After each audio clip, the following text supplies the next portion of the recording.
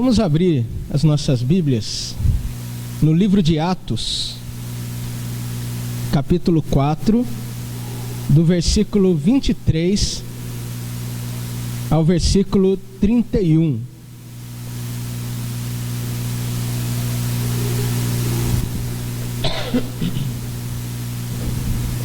Atos, capítulo 4, versículo 23 até o 31. Diz assim a palavra do Senhor: Uma vez soltos, procuraram os irmãos e lhes contaram quantas coisas lhes haviam dito os principais sacerdotes e os anciãos.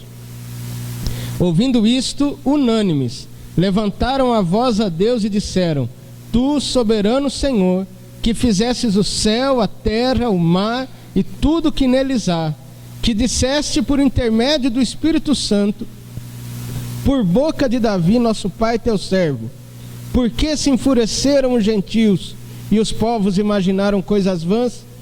Levantaram-se os reis da terra e as autoridades ajuntaram-se a uma contra o Senhor e contra o seu ungido, porque verdadeiramente se ajuntaram nesta cidade contra o teu santo servo Jesus, ao qual ungiste Herodes e Pôncio Pilatos, com gentios e gente de Israel, para fazerem tudo o que a tua mão e o teu propósito predeterminaram.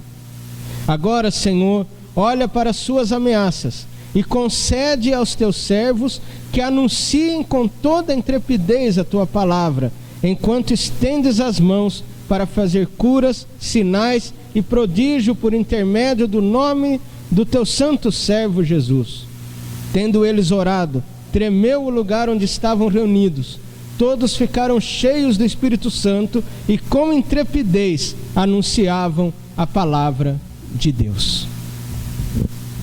Meus irmãos, como nós dissemos no início do culto, hoje é o dia da igreja perseguida, o domingo da igreja perseguida. A missão Portas Abertas já há muito tempo vem fazendo um trabalho de enviar missionários e de apoiar esses missionários em países estrangeiros e inclusive em países onde ser cristão é proibido, a missão é cruel. É interessante porque às vezes nós conhecemos a história e até sabemos daqueles mártires do passado que entregaram as suas vidas por causa do Evangelho. E às vezes nós olhamos para a nossa realidade e achamos que isso ficou lá no passado. Mas, meus irmãos, está acontecendo ainda hoje. Nós temos falado um pouco sobre isso aqui na igreja. Missionários têm sido presos, espancados e mesmo mortos. Inclusive recentemente, não me lembro o país, mas eles foram mortos crucificados. Vocês pregam tanto a cruz de Cristo, vocês vão ser crucificados. E são coisas terríveis que, olha, meus irmãos, eu confesso que eu fico chocado, porque eu penso até em mim mesmo. Talvez se fosse só comigo eu enfrentaria, mas poderia envolver minhas filhas. São famílias de missionários nossos que estão lá. E todo mal contra eles, e as autoridades sabem que mexer nos filhos é a coisa mais forte. E tem irmãos nossos sofrendo isso. Irmãos que estão saindo, que estão indo. E realmente se torna algo difícil. Nós conhecemos alguns deles e precisamos, na verdade, conhecer, porque nós somos aqueles que lhes dão forças para continuar. Por isso eu achei muito importante hoje também seguir esse calendário da missão Portas Abertas, que inclusive quero anunciar que eu já combinei com eles para fazerem uma conferência missionária aqui em agosto, que é o mês de missões da Igreja Presbiteriana, para eles trazerem mais informações para nós. Mas eu queria usar também esse tema, não apenas para falar deles lá, mas falar do que isso significa para nós aqui. O que significa a igreja perseguida para nós também. Nesse culto eu quero sempre estar pensando em duas coisas: eles lá e nosso apoio que nós podemos e devemos dar a eles, em oração, em sustento financeiro e em outros tipos de ação que se possa fazer. A missão Portas Abertas, inclusive, ajuda-os até judicialmente, né? Recentemente eu estava lendo que um pastor foi preso num dos países muçulmanos porque ele escondeu 2 meninas que foram prometidas e obrigadas a se casar, porque lá tem casamento com criança, né? Adultos que casam com crianças. E eles esconderam para elas não passarem por isso e foram presos como sequestradores. E a missão Portas Abertas, nesse caso, inclusive manda advogados lá, diplomatas, para conseguir fazer a ponte, né? Esses dias um foi condenado à morte, mas conseguiu escapar. São várias histórias que estão muito perto de nós, mas eu gostaria de pensar sobre o que isso também significa para nós.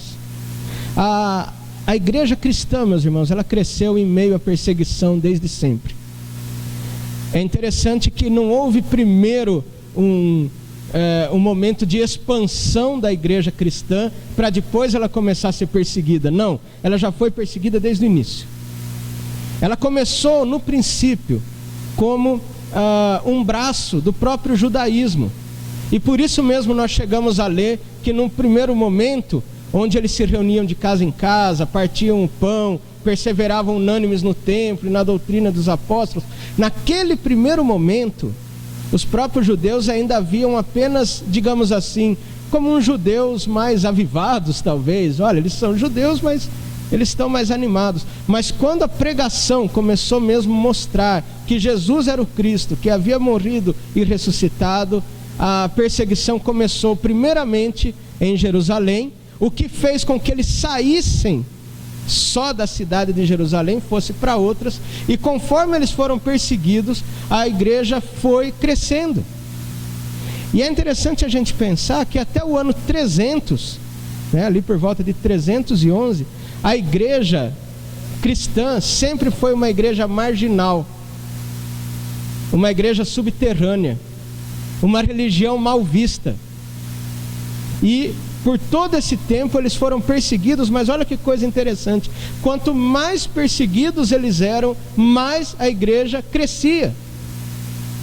A tal ponto do imperador Constantino, que foi quem cessou a perseguição aos cristãos, o imperador Constantino notou que era melhor ter os cristãos do seu lado do que ficar contra eles. É dito até que ele teve uma visão, e nessa visão ele teria se convertido ao cristianismo.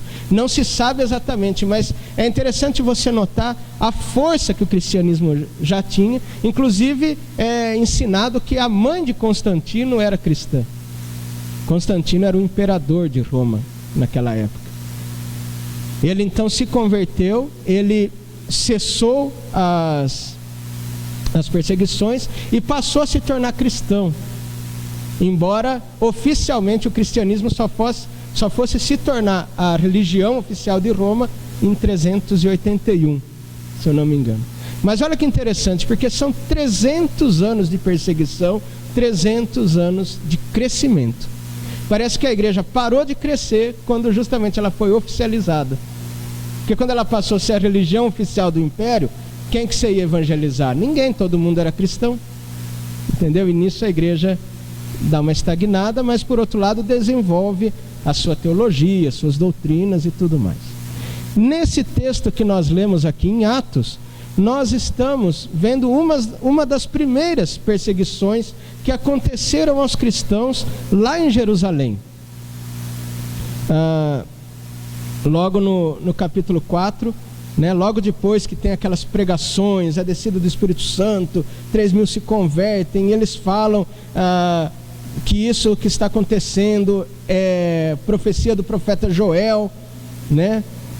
Aí no capítulo 4 você vê o seguinte, lá no início: falavam eles ainda ao povo, quando sobrevieram os sacerdotes, o capitão do templo e os saduceus, ressentidos por ensinarem eles o povo e anunciarem em Jesus a ressurreição dos mortos.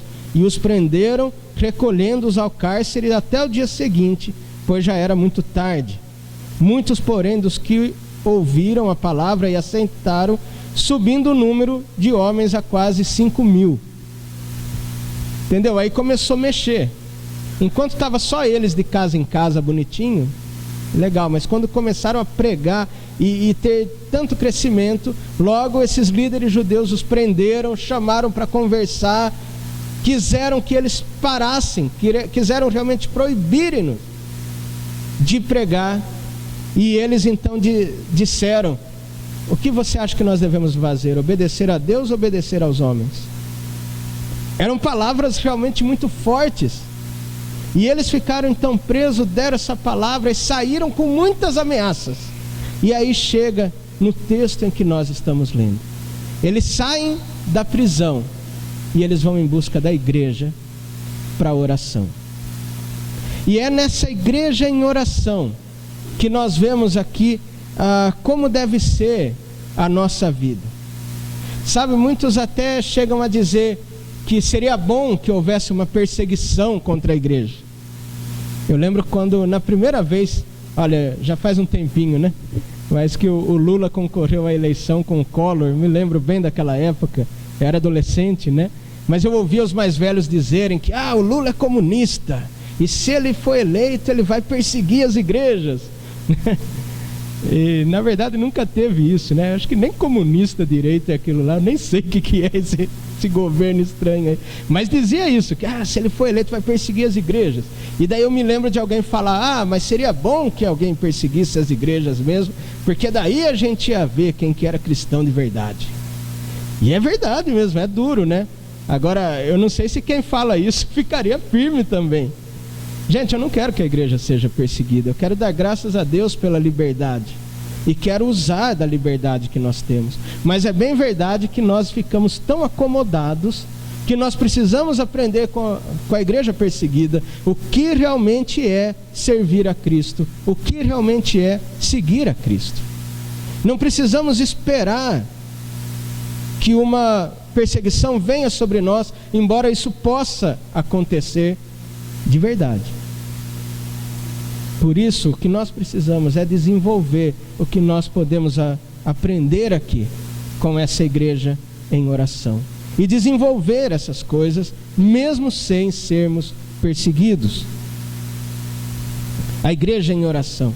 Primeiramente, a gente vê aqui que eles, logo que são soltos, no versículo 23, uma vez soltos, procuraram os irmãos e lhes contaram quantas coisas lhe haviam dito os principais sacerdotes e anciãos. Meus irmãos, a primeira reação deles ao serem soltos foi correr para procurar a igreja deles, Pedro e João. Eles haviam formado um time, haviam formado realmente uma família. Ali era o lugar onde na hora do aperto, onde na hora da dificuldade, eles sabiam que encontrariam ombros amigos, braços fortes, pessoas que estavam juntos na mesma causa. E ali eles procuraram esses irmãos para falar o que havia acontecido. Eu acho isso fantástico.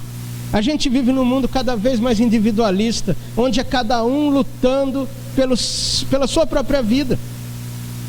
E muitas vezes nós nem sequer nos conhecemos, nós nem temos um objetivo em comum. E às vezes parece que a igreja é só um lugar que a gente vai para nós mesmos, né? Amanhã eu vou embora, cada um cuida da sua vida.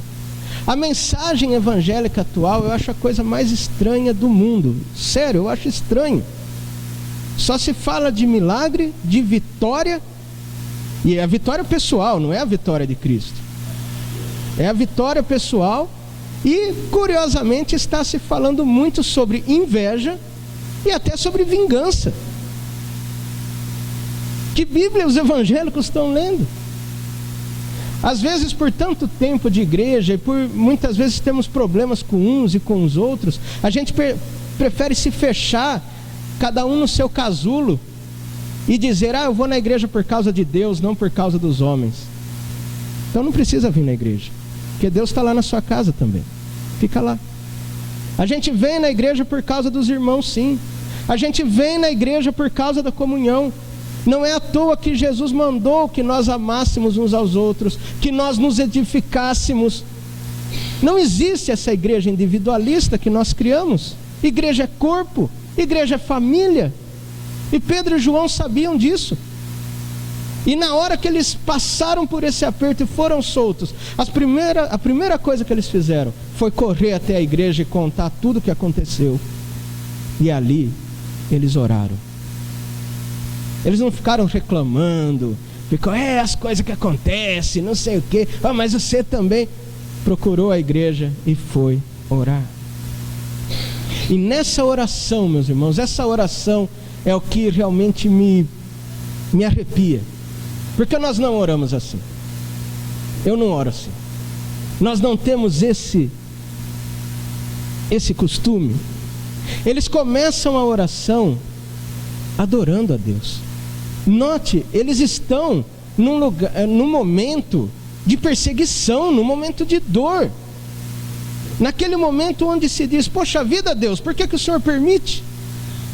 Mas olha como eles oram a partir do versículo 24. Ouvindo isto, unânimes, levantaram a voz a Deus e disseram, olha que coisa, eles ouviram, e a reação deles, ao invés de ser reclamar, criticar, eles oraram. E veja a oração deles. Tu, soberano Senhor, que fizeste o céu, a terra, o mar e tudo o que neles há, e que disseste por intermédio do Espírito Santo, por boca de Davi, nosso pai, teu servo, por que se enfureceram os gentios e os povos imaginaram coisas vãs? Levantaram-se os reis da terra e as autoridades ajuntaram-se a uma contra o Senhor e contra o seu ungido, porque verdadeiramente se ajuntaram nesta cidade contra o teu santo servo Jesus, ao qual ungiste, Herodes, Pôncio Pilatos, com gentios e gente de Israel, para fazerem tudo o que a tua mão e o teu propósito predeterminaram. Notaram essa oração? Eles começam primeiro adorando o Senhor e sabendo que Deus, independentemente de qualquer coisa, independentemente de qualquer perseguição, Deus é o soberano Deus que fez o céu, a terra, o mar e tudo que neles há. Nada muda isso. Às vezes nós achamos que porque estamos passando dificuldades ou porque estamos sendo perseguidos, que Deus não é tão soberano quanto nós pensávamos. E eles não, ao verem isso, a primeira coisa que eles notam é: Senhor, Tu és soberano sobre todas as coisas. E daí ele ainda vê a palavra de Deus, e aqui eles citam um salmo, né? Que é o Salmo 118. Não, é o Salmo 146, desculpa. Ele cita o Salmo 146, e eles entendem que aquela palavra que Davi escreveu por intermédio do Espírito Santo lá atrás, aquela palavra estava se aplicando a eles. E que palavra era essa? Era a palavra de que os gentios se enfureceram, os povos imaginaram coisas vãs, e os reis da terra se levantaram contra o seu ungido. E daí eles próprios fazem a aplicação desse texto. Olha lá, porque verdadeiramente se ajuntaram nesta cidade contra o teu santo servo Jesus, o qual ungiste, Herodes, Pôncio Pilatos, com gentios e gente de Israel. Meus irmãos, é isso que é lindo da palavra de Deus. Quando Davi escreveu aquele salmo lá atrás, ele estava falando mesmo da sua experiência de perseguição e dos outros povos se levantando contra ele. Mas os cristãos aqui, sabendo que Deus é o Deus do passado, do presente e do futuro, sabia que a mesma coisa que foi revelada lá atrás por boca de Davi era a mesma coisa que estava acontecendo agora com eles. Eles falam: olha, é o que foi dito lá atrás, mas isso aconteceu nesta cidade. Meus irmãos, às vezes a gente trata Deus como um Deus distante, ou como um Deus que ficou lá no passado, ou como um Deus que hoje é individualista e só serve para fazer a nossa vontade. Alguns acabam achando, como nós temos falado aqui nos estudos da esperança, né, do povo de Deus, achando que Deus vai se revelar só no futuro. E poucos veem que Deus está agindo em nós hoje. Está agindo em nós, em você, em mim, na nossa igreja. Está agindo nos nossos novos mártires, nos nossos irmãos que estão sendo perseguidos. O Evangelho continua sendo escrito e nós fazemos parte dessa história. Eu amo ler a palavra de Deus, e para isso eu sei que primeiro eu tenho que olhar o que ela significou lá atrás, mas eu também preciso ver o que essa palavra significa hoje para mim. Será que nós fazemos orações assim? Será que na hora do aperto nós primeiramente exaltamos a Deus e vemos a sua soberania? Ou será que por meio das circunstâncias achamos que Deus deixou de ser soberano? Será que nós fazemos oração realmente interpretando o nosso mundo de hoje com base na palavra de Deus que falou lá atrás? Esses irmãos oraram isso. Esses irmãos oraram dessa maneira, e essa oração então demonstrava o que realmente estava no coração deles. Porque as nossas orações revelam mais sobre nós do que sobre Deus. O que você pede, o que você fala para Ele, qual é a confiança que você deposita nele. E é interessante que depois desse momento de adoração, eles fazem então o seu pedido. E o que eles pedem aqui? Antes eu pergunto para você, o que você pediria se a nossa igreja estivesse sendo perseguida? O que você diria se o pastor aqui, vamos dizer, eu, o Gil, o Ataíde, presbítero, fomos presos? Estamos presos por causa do Evangelho. O que você pediria? É interessante, até o pastor Hernandes Dias Lopes, num congresso que nós estávamos, ele disse assim: olha, você quer ver a igreja crescer? Prenda os pastores. Achei interessante, prenda os pastores. Porque justamente assim, o líder, né, da igreja sendo preso, isso mexe mesmo com aquela ideia do mártir, e muitas vezes até nos coloca para realmente orarmos e intercedermos e fazermos algo. Aqui então eles vão pedir. E meus irmãos, antes de ler, eu acho que nós pediríamos o seguinte: Senhor, liberta os nossos irmãos, tira eles de lá, converte o coração dessas autoridades, faz com que ela respeite a gente. Senhor, nos livra de todo o mal que vier contra nós. Não era isso que você oraria? Era o que eu oraria, né? Hoje em dia tudo gira em torno disso. Nenhum mal atingirá a tua casa, nada vai acontecer com você. Sabe, as pessoas não leem a Bíblia para saber o que já aconteceu e o que acontece com os nossos missionários lá em tantos lugares. Não é que Deus não nos proteja, mas note, a grande preocupação é: Deus, o Senhor me protegendo, o resto eu me viro. Mas olha aqui qual é o pedido que essa igreja faz diante do Senhor. Versículo 29. Agora, Senhor, olha para as suas ameaças e concede aos teus servos que anunciem com toda intrepidez a tua palavra, enquanto estendes a mão para fazer curas, sinais e prodígios por intermédio do nome do teu santo servo Jesus. Você notou aqui qual é a oração deles? Ele diz: olha, Senhor, então olha para as suas ameaças, eles estão nos ameaçando. Olha para as ameaças e concede aos teus servos que anunciem com toda intrepidez a palavra. É a única coisa que eles pedem. Eles não pedem para diminuir, eles não pedem para serem protegidos, eles não pedem para conquistarem aquele país inteiro, eles não pedem vingança sobre ninguém. A única coisa que eles pedem é para que a intrepidez do Evangelho continue, e que ao invés deles se desanimarem com o que estava acontecendo, que eles mais ainda preguem o Evangelho com coragem, porque é isso que interessa. Será que nós oraríamos assim se estivesse na situação deles? Eu acredito que não. Nós criamos o evangelho da autoajuda, o evangelho do bem-estar. Nós criamos um evangelho que é só para nós. Há igrejas às vezes que não querem nem que a sua igreja cresça, porque não, a gente não gosta de quantidade, a gente gosta de qualidade, a gente gosta de estar... A gente fez essa igreja na verdade para a nossa família. A gente fez essa igreja na verdade para os nossos filhos. Que igreja é essa? A igreja só existe por causa da pregação do evangelho.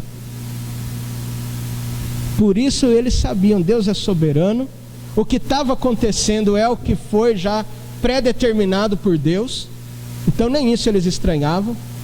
Liam os salmos e sabiam que era assim mesmo, conheciam os profetas, oram nesse sentido, e na hora de fazerem um pedido, Senhor, nos dá coragem para continuar pregando, para que nada disso venha nos desanimar. E isso, meus irmãos, foi o que marcou a vida da igreja. O apóstolo Paulo mesmo, quando disse a Timóteo: Timóteo, reavives o dom de Deus que há em ti pela imposição das minhas mãos, pois Deus não nos tem dado espírito de covardia, mas de moderação e de poder. Então vai, e fala, e prega. E quando Paulo disse isso para Timóteo, ele estava preso numa prisão que era um buraco, e ele já estava no corredor da morte. Dali ele saiu para a glória, porque ele foi decapitado. E ele nessa situação, dizendo para Timóteo, que estava livre: Timóteo, não desanime, eu estou sofrendo essas coisas por causa da pregação do evangelho. Todavia eu não me envergonho, porque eu sei em quem tenho crido, estou certo que ele é poderoso para guardar o meu depósito até aquele dia. Esse é o contexto dessa palavra. Olha quantas coisas, meus irmãos. Por isso eu digo, nós precisamos aprender a orar. Nós precisamos rever o que realmente nós queremos e o que nós esperamos de Deus. Será que nós já oramos: Senhor, me dê coragem para abrir a boca e pregar o teu evangelho? Será que nós oramos realmente para que os nossos irmãos, apesar de toda essa dificuldade, que eles se mantenham firmes? Será que nós somos uma igreja que podemos acolher? Quem sabe um desses missionários que consiga escapar da perseguição, chegue aqui em São Joaquim da Barra. Será que a gente pode acolhê-los dessa maneira e orar juntos? E colocar a soberania de Deus acima de tudo? No final, meus irmãos, dessa oração, aconteceu algo surpreendente. E essa é a consequência da oração. E eu gostaria que você pensasse sobre qual consequência você espera da sua oração. Versículo 31. Tendo eles orado, tremeu o lugar onde estavam reunidos. Todos ficaram cheios do Espírito Santo e com intrepidez anunciavam a palavra de Deus. Qual que foi a consequência da oração? Eu imagino que há uma tendência de nós querermos que o templo trema, não é? Olha, tremeu o templo, oh! Todos se encheram do Espírito Santo, oh! Mas eles saíram e pregaram com intrepidez. Aí não. Eu me lembro de uma época da minha vida onde a gente... Foi uma época muito importante, inclusive.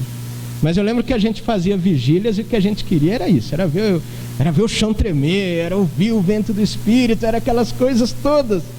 Mas nem sempre a gente estava disposto a pregar com intrepidez. Realmente isso aqui aconteceu porque era importante que eles tivessem suas primeiras experiências até sobrenaturais. É como que Deus confirmando, e eu não duvido que elas aconteçam ainda hoje como confirmação de Deus. Mas a verdadeira consequência dessa oração não foi o tremor do local. A verdadeira consequência foi que eles saíram dali.